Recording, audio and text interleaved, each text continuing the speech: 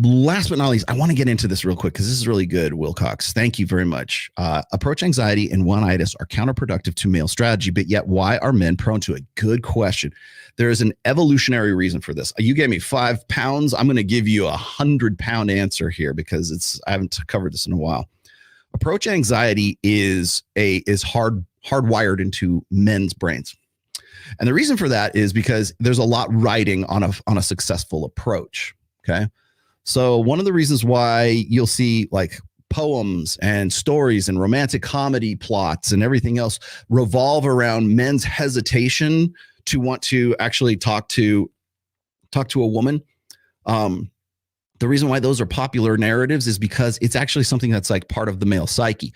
If you've ever read Cyrano de Bergerac, okay, if you're not familiar with Cyrano de Bergerac, he was this guy with a huge schnoz, right? He's a big dude. He's not really the best looking guy in the world. So what he would do is he was very good at poetry. He was very good at game, but he just had a big nose, right?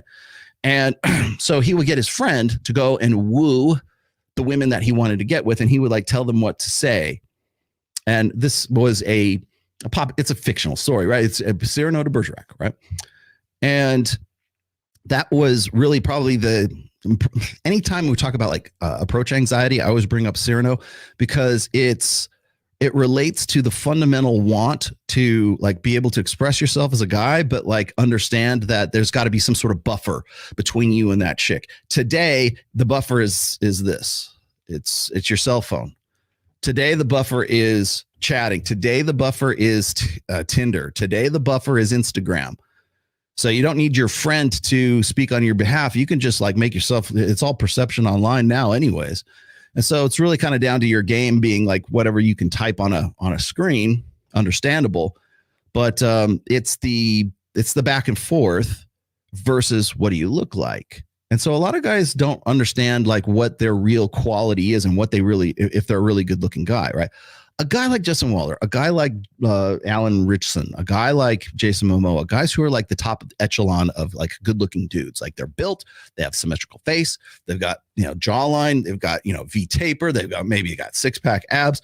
Plus they also have a lot of money. Plus they're really funny because, they're like the ultimate total package. Those guys, as long as they are consistently rewarded with women's interest in them, then they understand that they are pretty good looking and they can leverage that.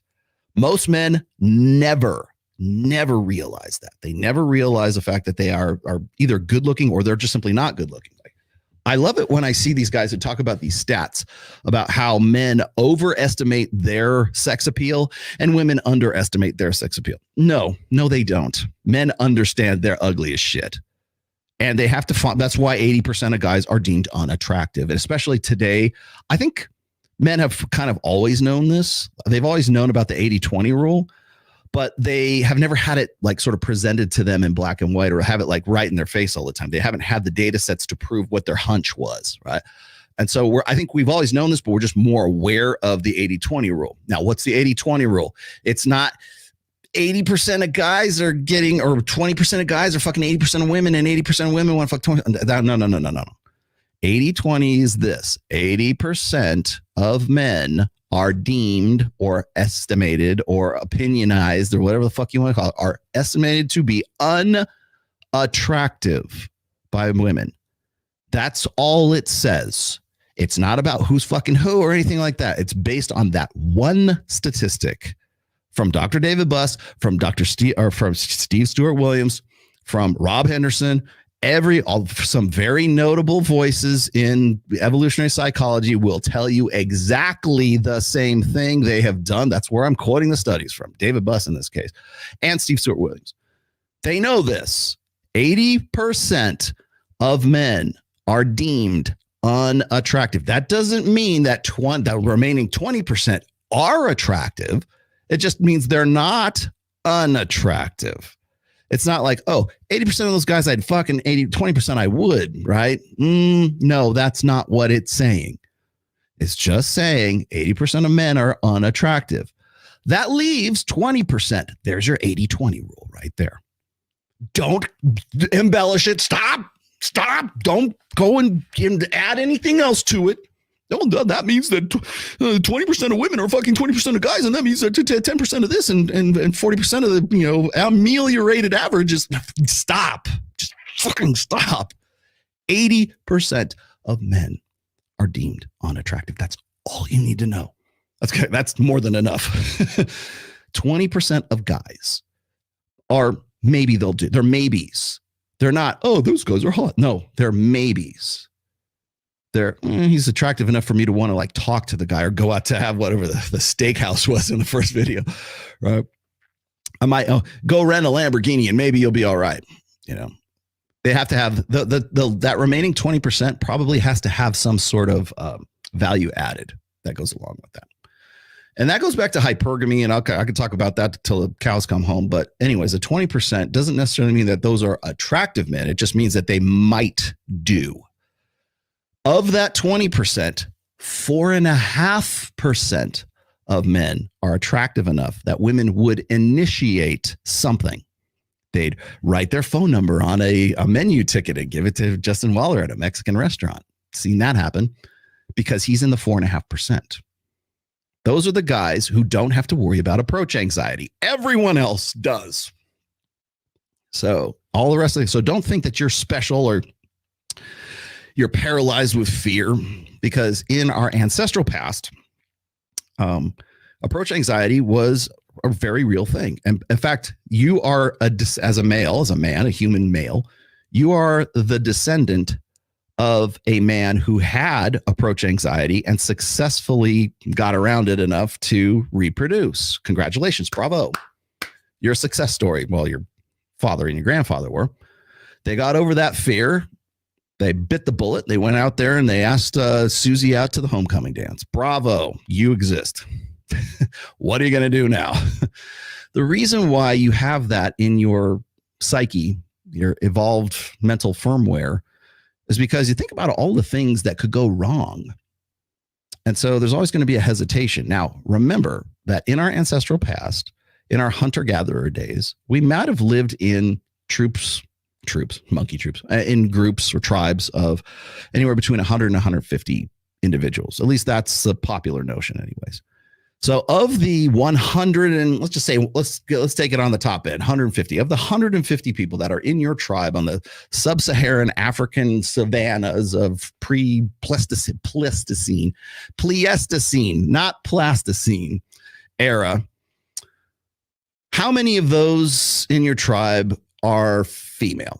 Well, we have. Okay. Now we've narrowed it down to 75 individuals. Of that 75 individuals, how many of them are reproductive age? Like there's not a grandmother. They're not already taken. They're not adults. They are, say, back in the day, they were somewhere in their mid-teens to early 20s. And maybe then it was earlier. But how many of those are eligible females who are single and unattached and don't have a warrior to wife them up?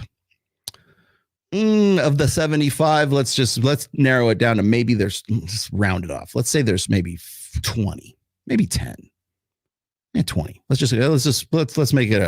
blow it out a little bit more. Let's just say there's 20.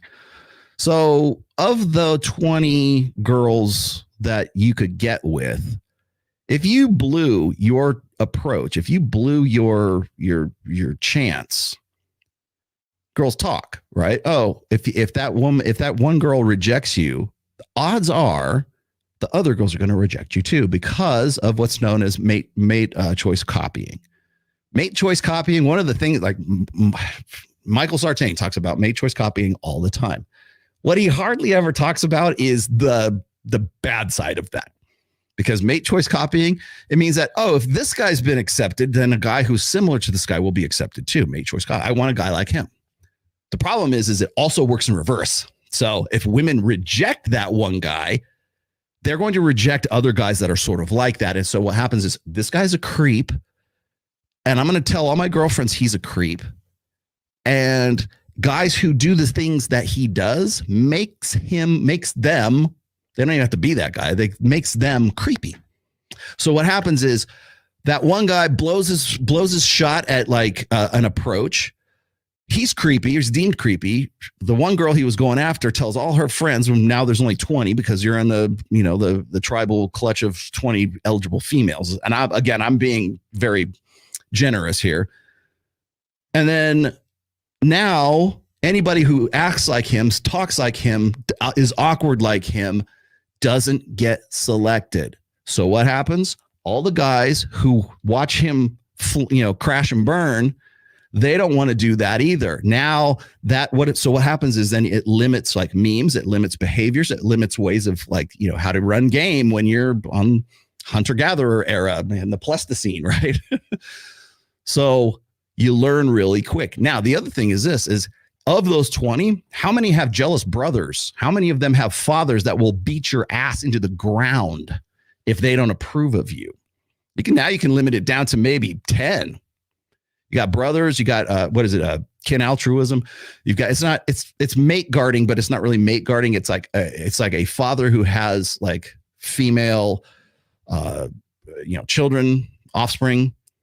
There is a defensive protectiveness, an innate protectiveness amongst human male fathers, right? So, he's going to meet you outside with a shotgun and it's homecoming dance, right? That kind of thing. We laugh at that, but it's that laugh has a kernel of truth to it because there's that protectiveness. It's like, her dad doesn't like. That's why you used to ask for. There was a formality to it. You would ask for a woman's hand in marriage. There's a reason for that. The man's father had to approve of you. And you know why?